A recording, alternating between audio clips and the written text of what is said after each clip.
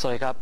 Good morning and welcome to Morning Focus. This is Varan Amnichaka. And I'm Aglip Bunyai. Now, in today's news, we're still waiting to find out the fate of up to 10,000 Thais who are supposedly in Japan. Meanwhile, about 1,200 police confronted the PAD protesters yesterday in what was dubbed as the Battle of the Toilets, as the police were trying to dismantle their toilets. And that was quite rude. It's kind of mean, and smelly. Yes. Anyway, and we'll also have more updates on the censure debate, which is due to start today, and plus the daily cartoon and other news coming up after the break. Welcome back to Morning Focus, and over to the headlines. We have Post Today newspaper. The headlines say, fear over deadly radiation. Another nuclear power station blew up. This is the second time since the deadly earthquake. Meanwhile, France, Germany and Italy has pledged to consider stop using nuclear power. Switzerland has scrapped its plan to build a nuclear reactor. And also in Thailand, Prime Minister Apicit Wechachchiwat expressed doubts to continue the country's plan to build its own nuclear plant.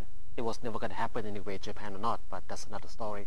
Well, there was reports that they had already found a place to build it. There was 4 places decided, but like you say, and then the NGO will come out and it will never happen anyway. So.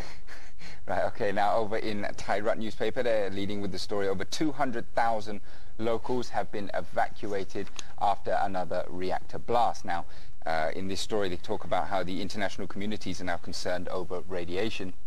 And some of you may have heard that in the news, there have been reports in the so-called Ring of Fire that perhaps rain may be contaminated with radiation, and there have been reports that people should stay inside should it rain.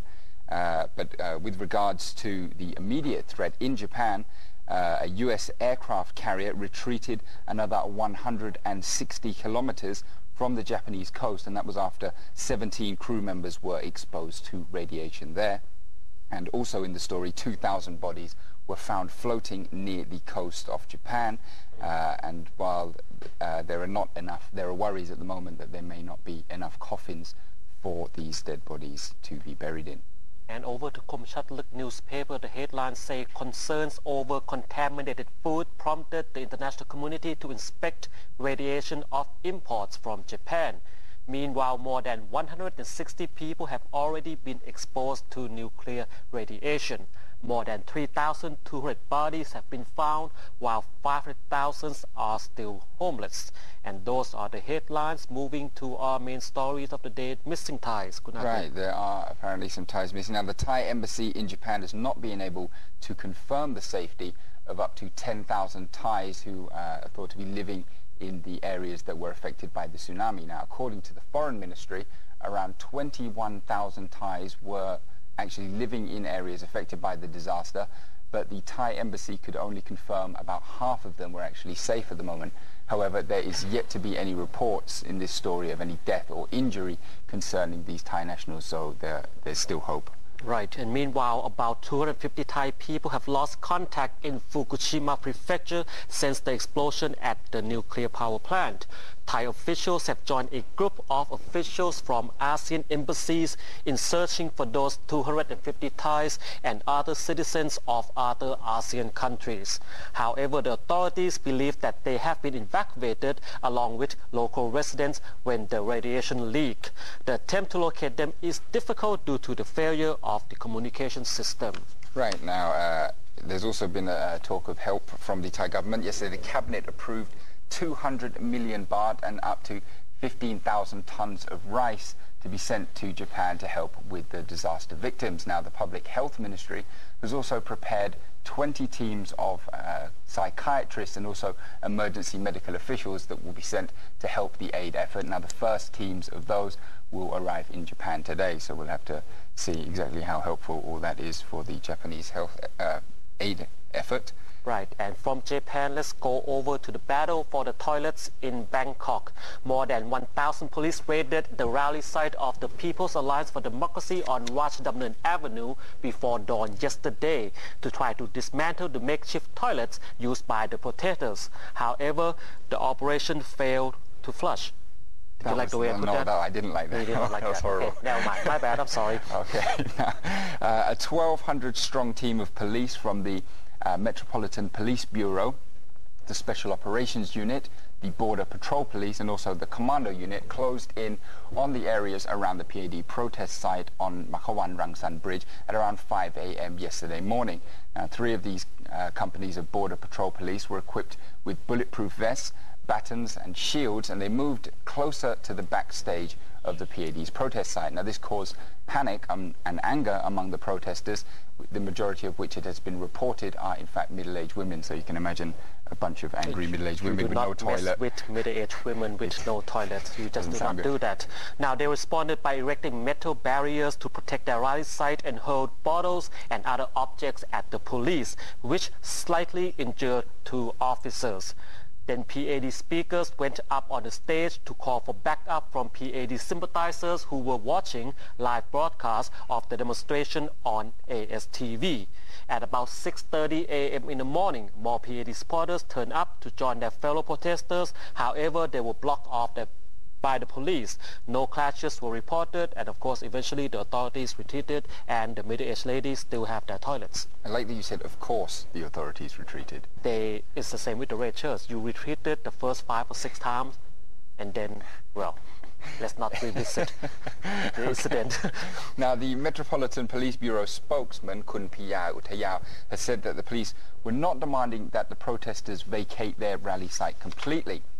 The operation was in fact intended to provide safety for the Bangkok Metropolitan Administration staff to remove all of the 48 toilets that had been stored by the PAD near the Education Ministry headquarters, presumably so they could perhaps clean them. Now, also, they were supposed to unblock part of the road to allow vendors to set up their stalls for a Red Cross fair, which is due to begin on March 30th. However, one of the PAD core leaders, that's Jamlong Si Muang, yesterday said that he would not comply with the authorities' requests, and that the PAD claimed that the police order to dismantle the PAD's toilets was in fact unlawful, and that their action was not covered by the Internal Security Act. So they're bringing the law into this again over toilets. Right, now from toilets and the color of yellow to the color of red. 4 more co-leaders of the Red Shirt United Front for Democracy Against Dictatorship wanted on terrorism and other charges in connection with the violence last April and May have surrendered to the Department of Special Investigation yesterday. They are Police Lieutenant Colonel Waipot Apornrat, Suport Attawong, Panyap Pankate, Chinawat Habunpat. Now the 4 denied all the charges and have been released on bail of 600,000 baht each, on condition that they do not incite any more unrest, do not join political gatherings, and do not leave the country. The conditions of which they will probably obey only the last one. Right. Well, I'm sure they'll obey all of them. Just like Kun Jatupan Phompan. Yes. Exactly. Now, Kun Suporn, one of the UDD leaders that did surrender, has said that he and the other leaders had always intended to surrender once the emergency decree had been lifted and the political climate was showing signs of improving. Now, as well, many UDD leaders wanted to stand in the general election, so he insisted that he had the right to participate in a political gathering as guaranteed by the Constitution, and that was as long as he stayed within the law, as the UDD always do. As they always do. Now, moving over to DSI Chief Tarit Pengdit. He said other UDD leaders wanted on the same charges, such as Kun Arisaman Pongryongrong, are still at large. But he believed the conditions set by the court will convince more of the Red Shirt leaders to turn themselves in.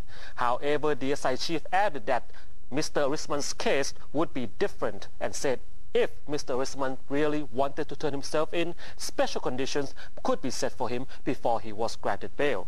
Right. Because he's a celebrity, he's a singer. Is. He's well, very is special. He still a celebrity?